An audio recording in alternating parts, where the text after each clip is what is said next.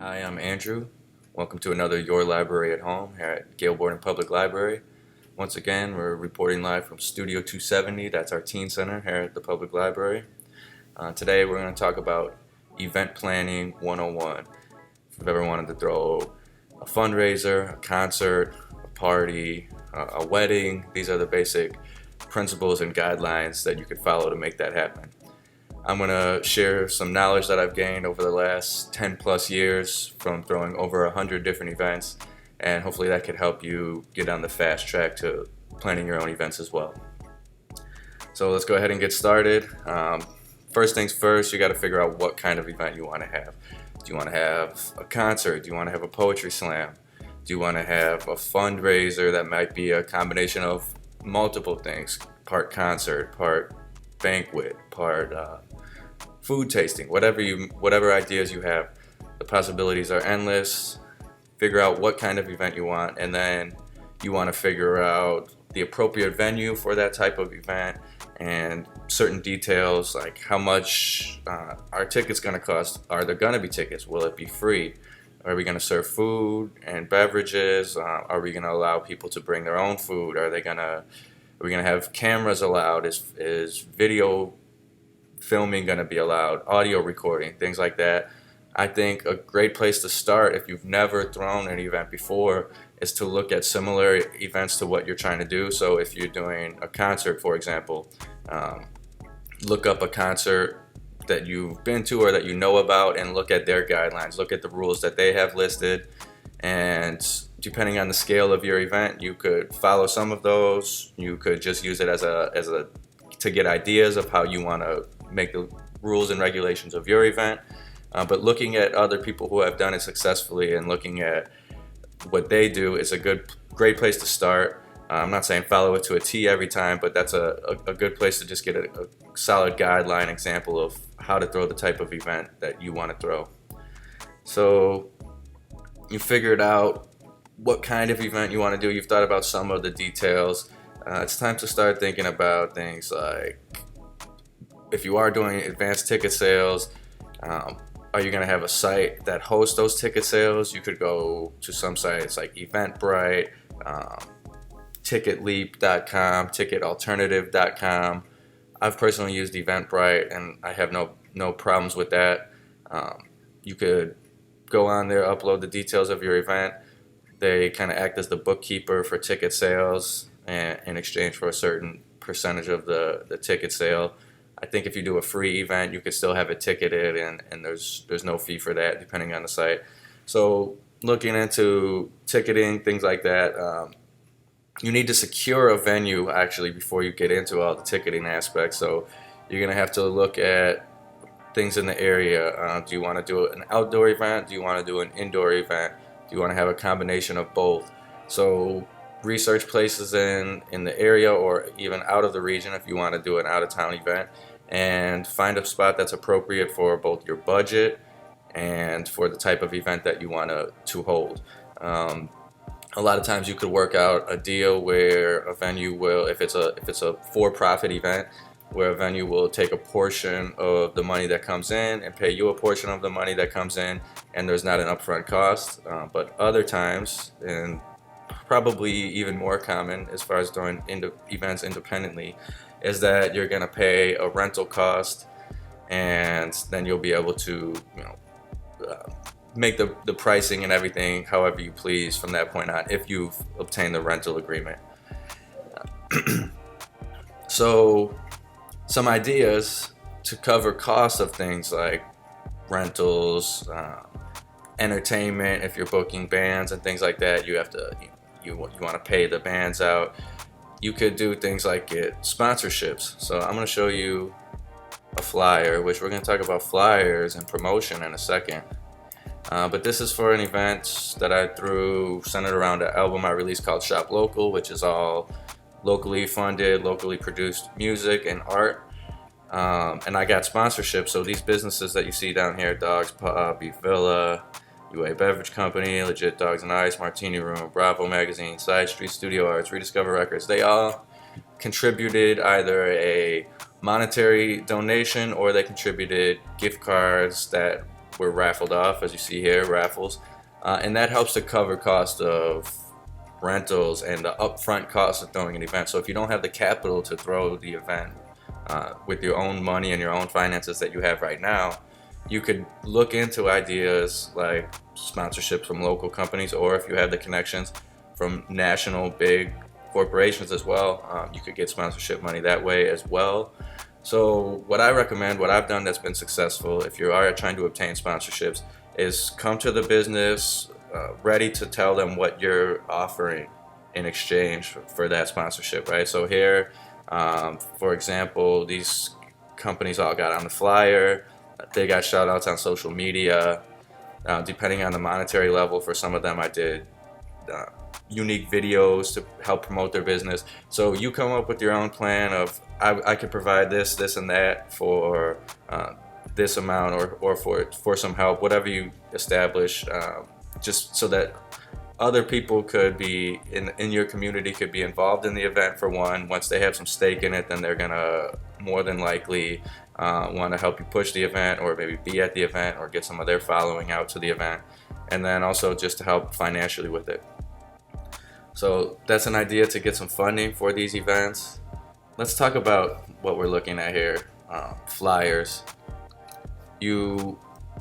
Especially if you're doing something where there's any cost involved and you're putting money on the line, you want to make sure that you promote the event well, because you want people there, for one, and then two, you don't want to take a loss on the event. So flyers, word of mouth, videos. In the social media age, the more digital content you could have, the better, in most situations. So that's where the digital media aspect of this all ties in. Designing flyers, designing videos. When you're making a flyer, it's good to have concise information. This is a lot of info that I needed to include, of what we have: local vendors, raffles, art, food trucks, live music. So rather than go into great detail on all those things, just got all the information you need right across the top: where it's at, the time, the entertainment, and then the sponsors here with a nice piece of art, which was made by Ashley Camposano, Elgin's own, by the way, to just catch the eye and tie it all together and get people interested. So flyers. Another thing to consider in today's social media age is that different sizes excuse me, are necessary for different platforms. So for example, for an event I did recently, this is the Facebook event page size. This is the size for the ticketing website. This was for Instagram stories. And I'll show you just one more. This was just a square one, like for a regular Instagram post. And as you can see, they all have the same logos included. They have the same information, right? But they're different sizes, meant to look good on a particular display or on a certain service. So you don't have to do this, but if you really want to go the extra mile and make things look great in a variety of places, you could design flyers in multiple sizes. And again, come on into the Digital Media Lab here. We have Adobe Photoshop, Adobe Premiere. We've got Final Cut for video editing. We got Logic and GarageBand for audio editing. Come on in. You could get your flyers done. You could get any graphic design work done or digital media work you need to get done. I'm going to show you another way that I promoted a recent event. Just a quick little 15-second video for social media outlets.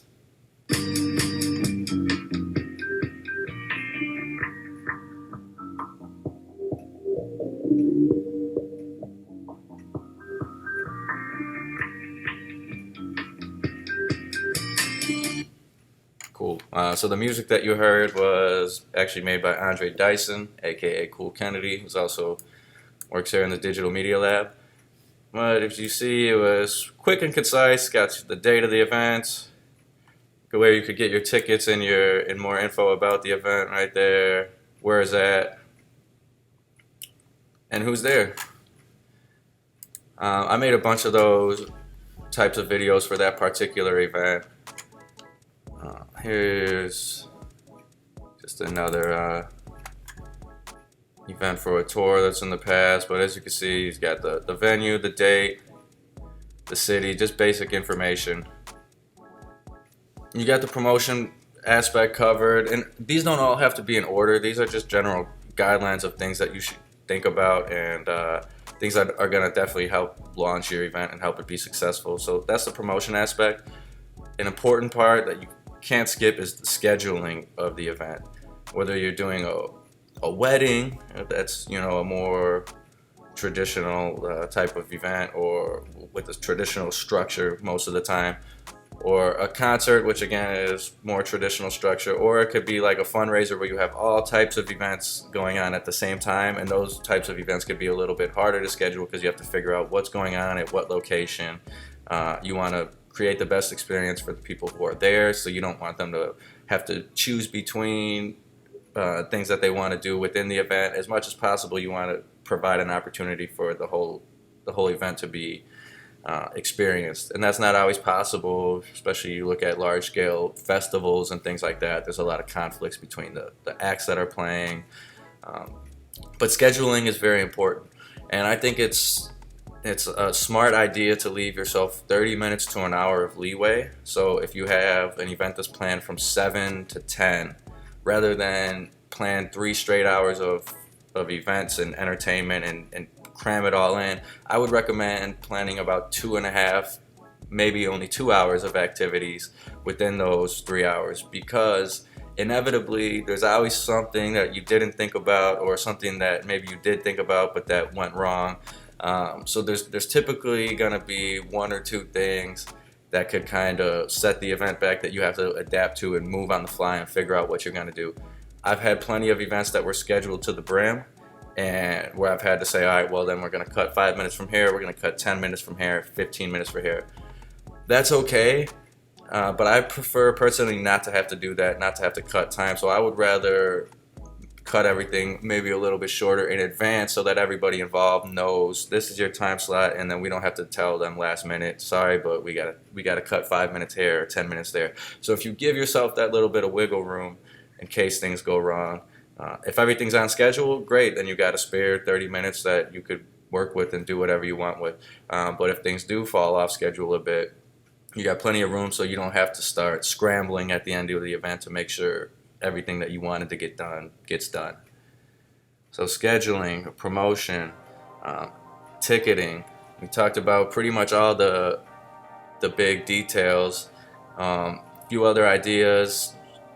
Not everybody has the skill set to make flyers and to make videos and things like that. So if you don't, and you don't necessarily want to get into that, but you still want to make sure that you're providing quality digital media when you're promoting an event, it's great to have partnerships. Before I ever designed a flyer or made a video myself, I was working with other graphic designers and digital media artists to help me get all this stuff done. I eventually, over time, learned to do it myself, but I still reach out and outsource for flyers and for videos and a lot of things. For one, to lighten the load, and then also just to get more creative input. So partnerships, again, whether that's with the designer or with bands or with businesses in the community that want to be involved in the event, that's going to help you be successful as well. So if you have questions, as usual, go ahead and send me an email. It's amoore@galeborden.info. That's AMOORE@galeborden.info. Appreciate you tuning in. Look forward to see all the events that you throw in the area. Maybe I'll come out to one of your events soon. So thanks for tuning in once again. Hope you enjoyed this information. Tune in next week for another Your Library at Home digital media camp. I'm Andrew Moore, and I'll see you next time.